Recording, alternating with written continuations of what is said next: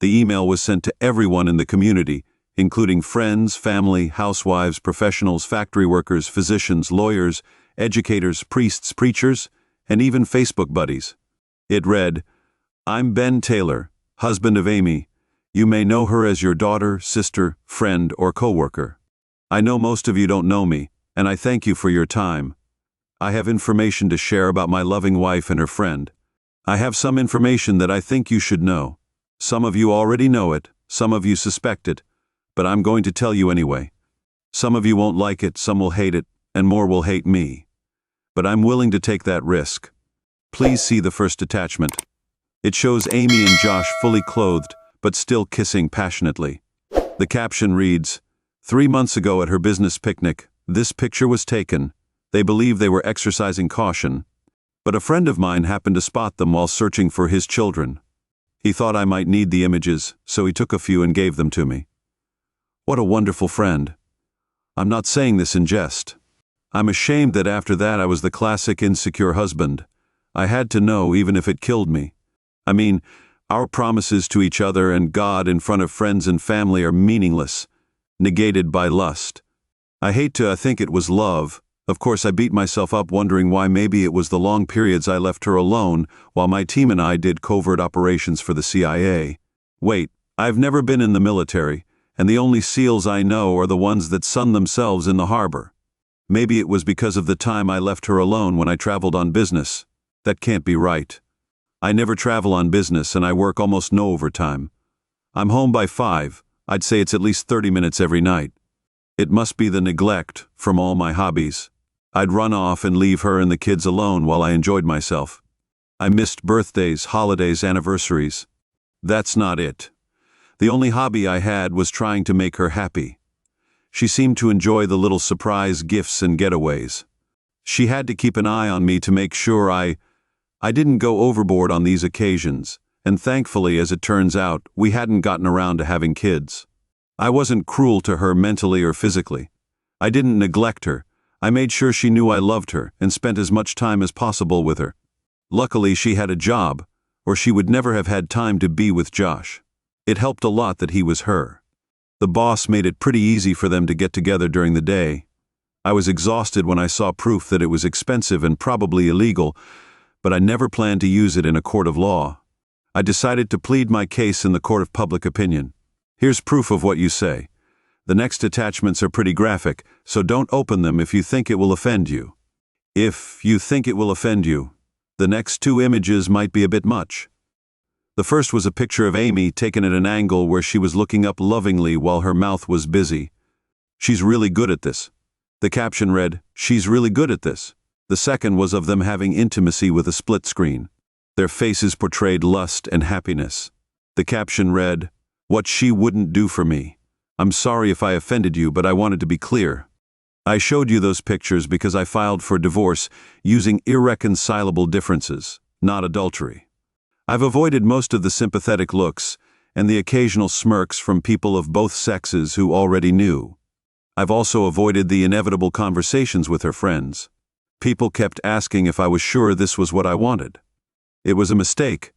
I should get counseling. She's sorry. It will never happen again. I should try to get over it. Her mum, who I loved as much as my own mum, won't try to guilt me into a sit-down. Her father, who I respect but never really liked, is trying to talk some sense into me. I apologize to all of you for being caught in this mess. I'd like to kindly request that you leave me alone on this. It's strictly between my wife and me, but I do have Josh to consider. I have to apologize to his wife, Sunny. You shouldn't have had to deal with it or your 2 kids, who are now 8 and 5. Maybe he'll change. Maybe you can forgive him.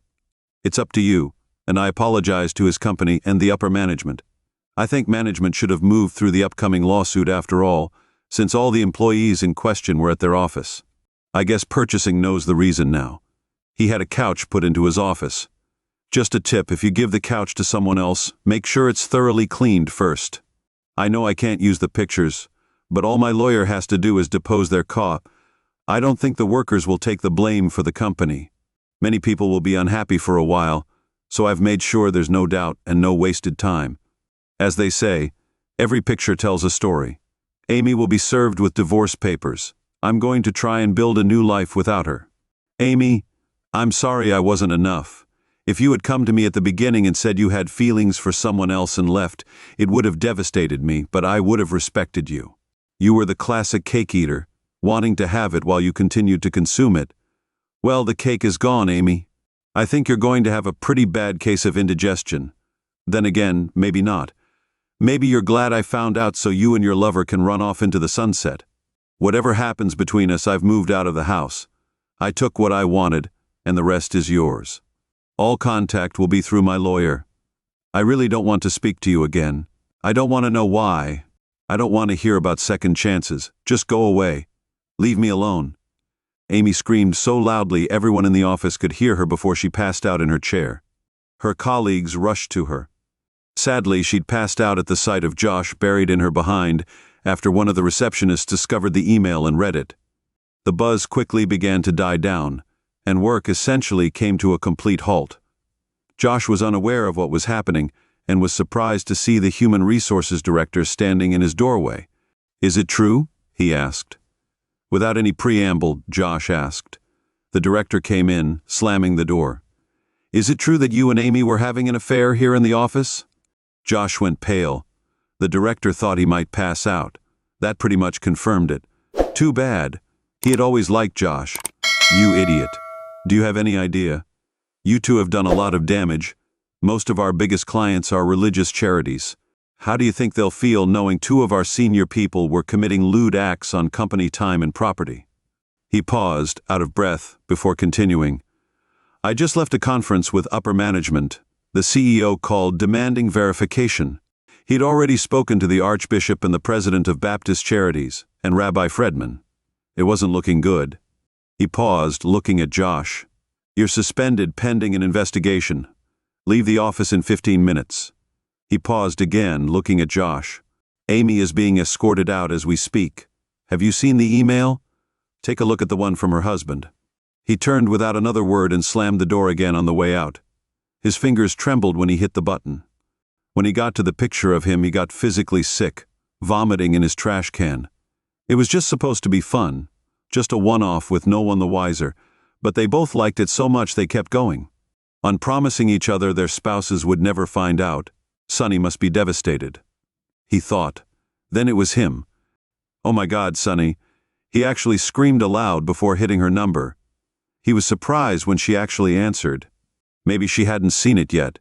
She seemed calm. "Is it true?" she asked in a cold, emotionless voice. "Is what true, honey?" "Josh, you have one chance to tell me the truth. Deny it, or I'll catch you in a lie and the lawyers will handle everything." Is it true he felt the walls closing in? He really did love her, and he also knew he had no choice. "I'm so sorry, honey." "Yes, it is." But she cut him off. "I'm packing 2 suitcases for you. They'll be in your favorite things. Could you please come and get them from the garage while I pick JJ up from school? I'd leave myself, but one of us has to be the responsible adult here. They are children involved, after all. Until I decide what I want to do, I'll tell them you had to go away on business. Understand something, if I decide not to try to salvage this, you get to tell them why. They don't live here anymore, so they won't really understand right now. But in a few years, they'll get it. I hope it doesn't turn them away from you. I'm going now. Don't try to contact me if I decide I'll call you." There was a few seconds of silence, then she screamed, "Damn you!" and hung up. He stared at the phone like it was a monster. It was a snake before dropping it. It rang immediately. He looked at the name on the phone. It was Amy. "Hello," he said. He listened for a minute. He heard crying and snuffling. Then she spoke. Her voice was so tiny he almost didn't recognize it. Josh, what are we going to do? He's my life. We were going to try for a baby next year. I can't lose him. I can't." It was the 20th time that day that he'd been hit by a bout of terrible sadness. What had they done wrong? He felt the same way about Sonny, but he didn't see a happy ending for either of them. If they'd been in love, they could have embraced their freedom and been together. But while they liked each other, they didn't want to be together. He knew that their jobs were toast, and that it wouldn't be just now, but later on too. "It wasn't long before Sonny threw me out. I don't know if we'll ever be together again. I'm sorry about Ben. What do you think? Could talking to him and telling him there was no love and that we didn't mean to hurt him help? I'll do it. No. I think the best thing you can do right now is stay as far away from us as possible. Every time he looks at you, he'll remember what we did. He's never been violent, but he's never been hurt this badly before. I'll talk to you later if you think he thought it over. I don't think it's a good idea. All either one of them has to do is find out we're communicating, and it would undo all the good work we've done. When Amy got home, she knew he wouldn't be there, but she hoped against all odds it was still the same house, with the same furniture and pictures on the wall. But it seemed empty and hollow, and she knew why. A quick check of the closets revealed that all his things were gone. She looked further and went into his storage shed and workshop. They had been stripped and all the tools removed. She wondered when he had had the time to do it, and then remembered she never went into them. They could have been gone for weeks, and she would never have known. She looked for a note, but there was nothing. She sat down at the kitchen table in her regular chair and looked sadly at his empty place. She lowered her head to the table, and for the first time that day, but not the last in the days to come, she cried. True to his word, Ben never spoke to her again. He refused conferences and refused to go to court. He was ordered to attend counseling and was due to meet at the jail to serve his contempt of court charge. He was confused and accused the police of wrongdoing. The police took his statement and said he was willing to go to jail and send him home since no warrant had been issued. The judge wasn't happy and had him jailed the following weekend, letting him out on Sunday nights so he could work. He spent 3 weekends in jail before Amy finally conceded to a lost cause and canceled the sessions. It took almost a year for the divorce to go through. Amy still hoped against. She hoped he would come back to her, but when her mother saw the announcement of his upcoming wedding, she gave up. On the day of his wedding, she got drunk for the first time in 2 years. While time may not heal all wounds, it does make the pain bearable. She finally started dating again. She had 2 serious relationships that ended when she told them about her past. She then met a man who loved her enough to consider her past, and to concentrate on her future. She married him and they were happy. She was very careful in her dealings with other men, especially at work. They called her the nun because she never went out for a social drink and hardly spoke to men except professionally. The only thing that marred her happiness was seeing Ben once by accident. 2 years after she married, he had moved out of town after receiving an undisclosed amount from her old company. He was desperate that it not go to court, so he returned to the city for his sister's and her husband's 25th wedding anniversary celebration. She spotted him perched on a park bench, but at first she wasn't sure it was him. His hair was a bit grayer and he looked a bit leaner than she remembered. She decided to speak with him when she was at a stoplight, hoping to eventually apologize for what she had done. She changed her mind when a tall woman with red hair walked up with a boy who couldn't have been more than 2, and a little girl who was about 6 or 7. The girl had her mother's red hair, while the boy had dark hair. The girl jumped into his lap while she picked up the smaller child. He picked her up and kissed the woman, then walked away.